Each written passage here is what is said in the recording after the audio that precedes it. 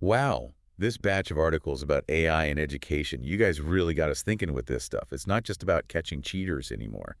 You know, No, not at all. we're really starting to rethink what good grades even mean. Yeah, it's really fascinating how AI tools like ChatGPT Hmm. are kind of exposing a flaw that's been in the education system for ages. Right. This whole obsession with grade, like they're the ultimate measure of success Yeah, instead of, whether students are actually mastering the material. that's exactly what stood out to me in this piece we're looking at today called Pasted Text. Grades become the end goal, not mastery of subject matter. Oh, interesting. It's from Friday SLO Talks. Okay. And it really argues that we're so focused on the destination, the grade, All right. that we've totally forgotten about the journey, the learning process, Yeah. which is kind of the whole point, right? It is, and this brings up such a crucial question, especially in the age of AI. Yeah. If grades aren't the best way to measure learning, what should we be focusing on?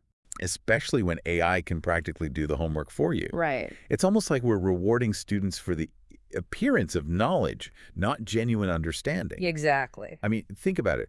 We could have students graduating with honors who can't actually apply what they supposedly learned. Yeah, scary thought. That's a scary thought.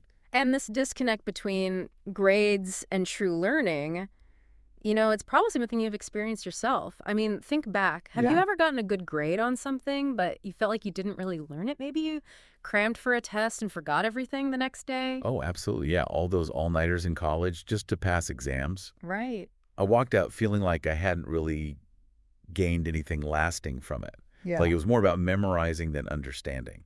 That's a perfect example of what this source is getting at. Yeah. And it's especially concerning now with AI in the mix. Students can use AI to write essays or solve problems without even understanding the concepts. So we really need to find better ways to assess their actual skills and knowledge. So how do we move past this reliance on traditional grades? Especially, like in higher education. Yeah, that's a great question. The source suggests this idea of shifting the focus from finishing a course or acing a test Right. to actually demonstrating skills and competencies. I mean, is that even realistic? It is. It requires a pretty big shift in our thinking, though. What if instead of grades being these kind of arbitrary letters, they were actually a reflection of how well a student has developed certain skills and competencies? Okay, so what would that look like? Imagine this, instead of getting like a B plus in Introduction to Psychology, your transcript shows your proficiency in specific skills, Oh, like critical thinking or research methods.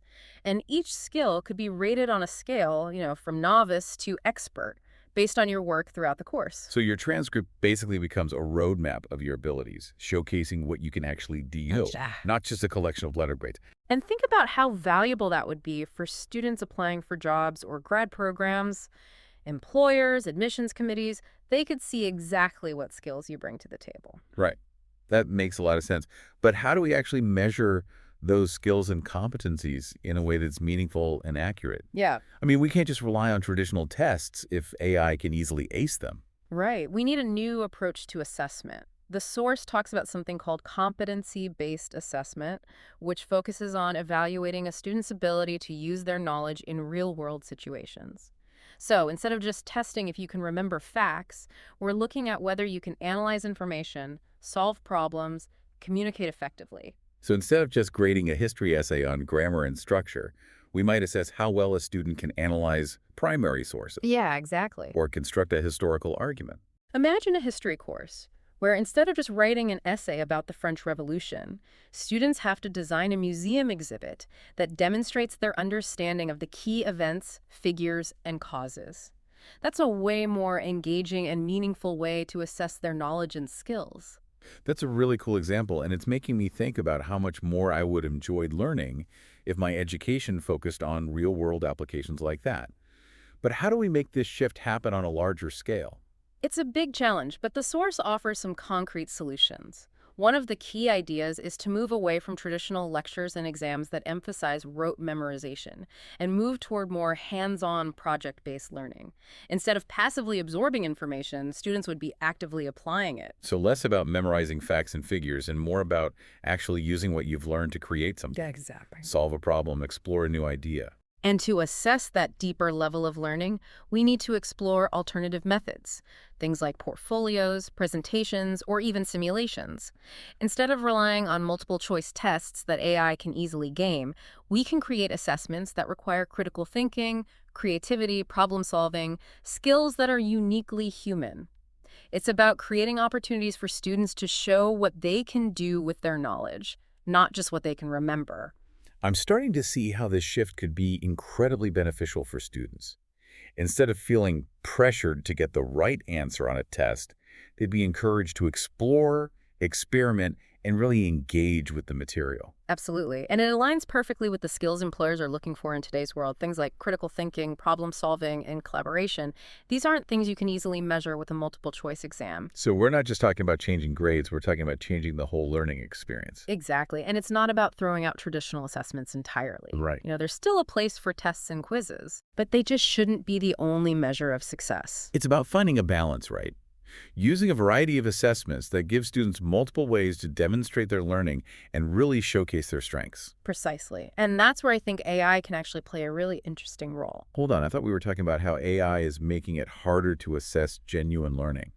Well, yeah, it's true. AI can be used to cheat, but it can also be a powerful tool for creating more personalized and effective learning experiences. Okay, so how could we use AI to actually help students learn and demonstrate their abilities? Imagine AI-powered platforms that can create personalized learning paths for each student, like adapting to their individual needs, providing targeted feedback. So instead of everyone in a class moving through the material at the same pace, you could have like an AI tutor that helps students progress at their own speed, Yeah. focusing on the areas where they need the most support. Exactly. And AI could also be used to develop more sophisticated assessments that can accurately measure a student's mastery of complex skills. So instead of just grading a student's output, AI could analyze their thought process, their problem-solving strategies, their ability to connect different concepts. So AI could actually help us get a more nuanced and holistic view of a student's learning. It's like we could use technology to make assessments more human, not less. That's a great way to put it. And that brings us back to something the source highlighted. We need to move beyond seeing AI as a threat and start thinking about how we can use it as a partner in the learning process. It's about harnessing the power of technology to enhance learning and make assessment more meaningful, not just using it as a shortcut or a way to game the system. Precisely. And this leads to another important point the source makes about intrinsic motivation. I was hoping we'd get to that. It seems like even with the best technology and the most innovative assessments, if students aren't intrinsically motivated to learn, we're not going to see the kind of transformation we're talking about. Absolutely. We can't just focus on changing the systems and structures. We also need to create learning environments that foster curiosity, creativity, and a love of learning. So how do we do that? How do we cultivate that intrinsic motivation in students, especially in higher education? Well, it's about moving away from a purely transactional view of education, where students are just trying to get a good grade, and toward a more holistic approach that emphasizes personal growth and development. So instead of just teaching students what to learn, we need to teach them how to learn and why it matters. Exactly. And that means creating learning experiences that are engaging, relevant, and meaningful to students' lives. It's about giving them the opportunity to explore their passions, to collaborate with others, to apply their knowledge in real-world settings. So it sounds like this is where the role of educators becomes even more critical. It's not just about delivering information, it's about inspiring students and guiding them on their learning journey. Absolutely. We need educators who are passionate about their subjects, who can create dynamic and engaging learning experiences, and who can mentor and support students as they develop their skills and competencies. It's about fostering a love of learning that will last a lifetime, not just getting students through the next exam. Precisely. And that's something that no AI can ever replace. This whole conversation is making me think about the analogy from the source. Weighing a cookbook doesn't tell you how well someone can cook. Just seeing a transcript full of A's doesn't mean someone has truly mastered the skills they need to succeed in the world. That's such a powerful image. It reminds us that learning is about so much more than just grades. It's about developing the knowledge, skills, and dispositions that will enable students to thrive in a complex and rapidly changing world. So as we move forward in this age of AI, it seems like the real challenge isn't about figuring out how to prevent cheating or how to make grades AI-proof. It's about redefining what it means to learn and how we measure success. It's about creating an education system that values genuine understanding, critical thinking, and the development of essential human skills. And it's about fostering a love of learning that will empower students to become lifelong learners, adaptable and resilient in the face of whatever challenges that the future may hold.